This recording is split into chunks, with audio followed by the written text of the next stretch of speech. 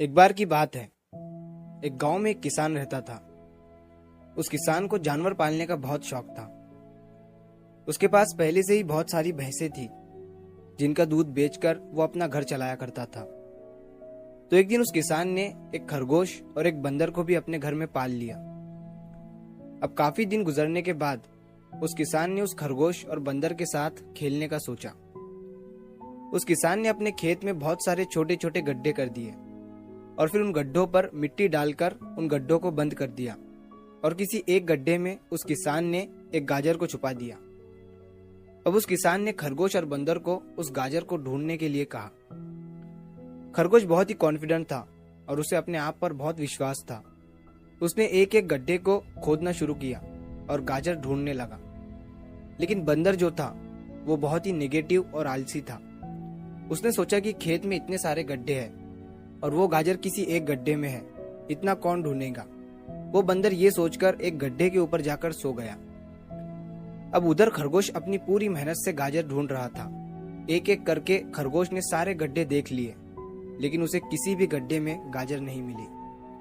सिर्फ एक गड्ढा बाकी रह गया था, जिसके ऊपर बंदर सो रहा था। अब खरगोश बंदर के पास जाता है और उसे उस गड्ढे पर से उठने के लिए कहता है।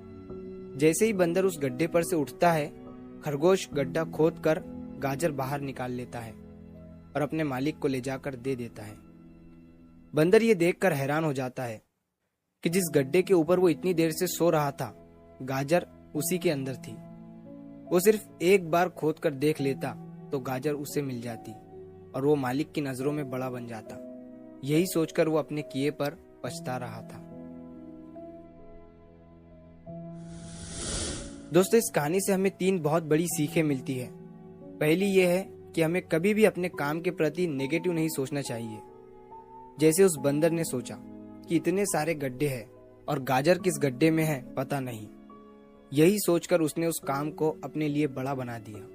और दूसरी सीख हमें इस कहानी से ये मिलती है कि हमें एटलीस्ट कोशिश भी तो करनी चाहिए, क्योंकि हम जब तक कोशिश नहीं करेंगे, किस्मत भी हमारा साथ नहीं देंगी।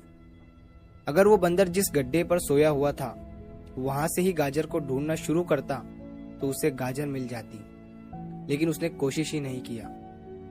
और तीसरी सीख हमें इस कहानी से ये मिलती है कि हमें जल्दी हार नहीं माननी चाहिए। अब हमें नहीं पता कि हमें अपने काम में कौन से साल में कामयाबी मिलेंगी। वो 2025 हो सकता है, 2030 हो सकता है या 2032 भी हो सकता है, लेकिन हमें कामयाबी तभी मिलेंगी जब हम पॉजिटिव सोच के साथ कोशिश करते रहेंगे और हार नहीं मानेंगे। तो अगर आप इस कहानी को और भी लोगों तक पहुंचाना चाहते हो तो इस वीडियो को लाइक करो, ताकि YouTube इस वीडियो को और भी लोगों तक पहुंचाए। और अगर कहानी अच्छी लगी हो तो हमारे चैनल को सब्सक्राइब जरूर करिए। मिलता हूं मैं अगली बार इसी तरह की कहानी के साथ। तो सब्र करो, शुक्र करो और जिंदगी में आगे बढ़ो।